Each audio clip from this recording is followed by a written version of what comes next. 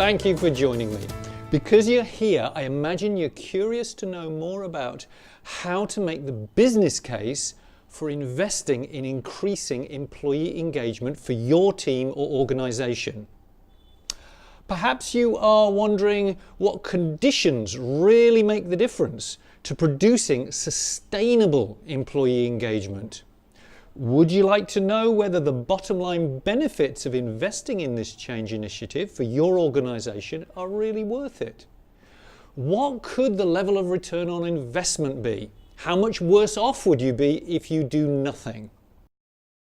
Now, I really appreciate your desire to develop your understanding, and while I can't talk to the details of your unique situation, I will try to give you a simple approach to help you find the answers that you're looking for. I've split the video into two parts. In this first one, I'll be sharing with you the 10 key conditions necessary for sustainable employee engagement to flourish. And then in part 2, we'll be looking at how to use a simple framework built on these 10 key conditions to put together the business case for investing in developing employee engagement for your team or organization.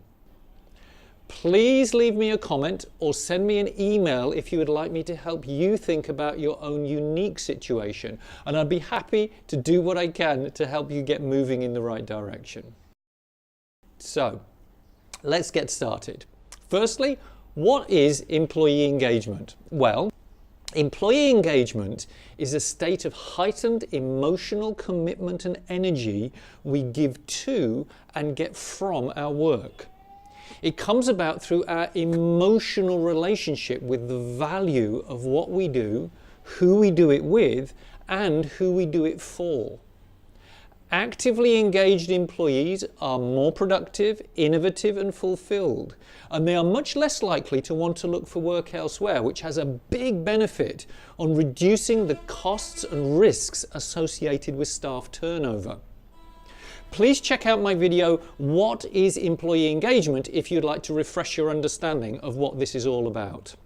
Now, it's amazing that the business benefits of having a fully engaged workforce have been thoroughly researched and validated since the 1990s. However, just do a Google search for employee engagement and you'll find thousands of blogs, articles and research reports broadcasting the persistently high percentage of employees that are either disengaged or not actively engaged, and that the price tag to businesses and the wider economy of this lack of engagement runs into hundreds of billions of dollars. Nonetheless, it is true that more and more forward-thinking companies fighting for their competitive edge are successfully pushing the envelope by creating big shifts in how they operate, including major re-engineering in the nature of their relationship with their workforce. Now, I'm not going to regurgitate right now all the stats that you can readily find online from Gallup, Towers Watson, and many other research experts. But if you would like to dig into the data a little deeper, I've given you some links in the description below to a few useful sources.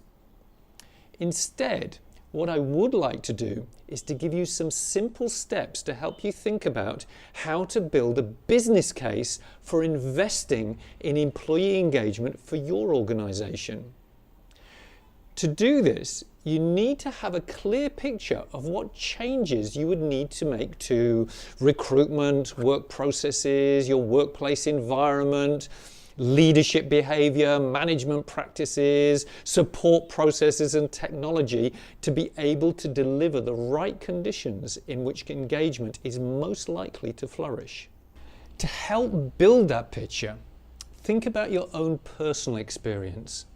Engagement is not a permanent condition. It is very dependent on your own mental, emotional and physical state and what you're doing and who you're doing it with, all of which are conditions which can fluctuate from day to day. However, What will help you to bounce back into an actively engaged state, if for whatever reason you're having an off day, is how you experience and feel supported by the relationships and conditions in your workplace, and the degree that your work is a natural extension of and channel for expressing your best self. So, let's first look at what conditions need to be in place to give you the best chance of bumping up your engagement level. These are the 10 key components of the engagement mix that, in my experience, are necessary preconditions for developing sustainably higher levels of employee engagement. And as we go through the list, think about how each item applies to you personally. To what degree does this describe your relationship with your work and workplace environment? And to what degree does it exist in your workplace right now? So, you are more likely to become actively engaged when 1. You feel your work adds value to the world and is recognized by others in a way that fits with your own sense of your own identity. Your work gives you a sense of meaning and purpose. 2. You are given the control, the flexibility, autonomy, and the resources to do your job in the best way you know how. 3. You can get in a good flow with your work without unwanted distractions, ambiguities, and unrealistic workloads. 4. Your work stimulates and stretches you. You feel good about how it gives you opportunities to grow, both personally and professionally. 5. Your supervisor demonstrably cares about your personal well-being and is supportive, empathetic, and appreciative. 6.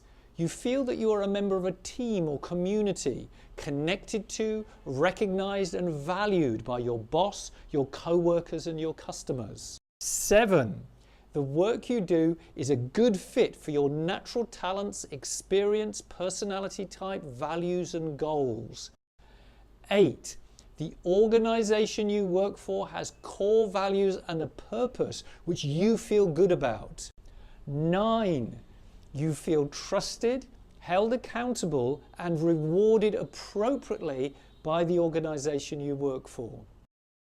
And number 10, you have a healthy work-life balance. The demands of your job leave you enough time and energy to devote to your life outside of work. So, there you have it, the 10 key conditions necessary to help increase employee engagement levels across your organization. Please feel free to copy and paste this list for your own use. You'll find it in the description below. Now, I think you will agree that there's a lot that organizational leaders can do to nurture the conditions that promote engagement. But to achieve this takes a lot of careful thought and coordination to make effective changes to behaviours, processes and feasibly technology to give you the best chance of success. If you want to start building your case for making those changes and investing in developing employee engagement to produce a more effective, fulfilling and profitable operation, just click here to continue with part 2 of this video, where I'm going to share with you a simple framework approach that can help get you started.